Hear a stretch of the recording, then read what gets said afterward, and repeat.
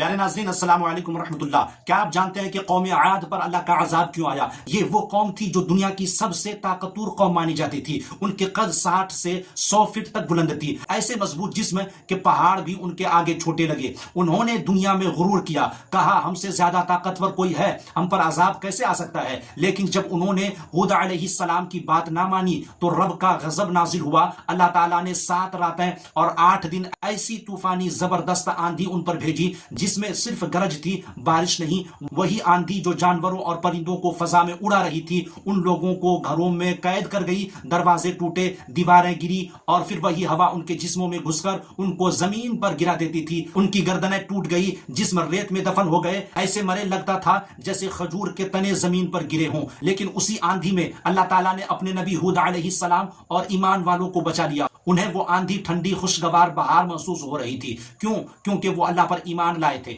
یہ دنیا کی طاقت کچھ بھی نہیں، اصل طاقت صرف اللہ کی ہے۔ سبق حاصل کریں، توبہ کریں اور ایمان کے ساتھ جئیں۔ ویڈیو کو لائک، شیئر، سبسکرائب ضرور کریں۔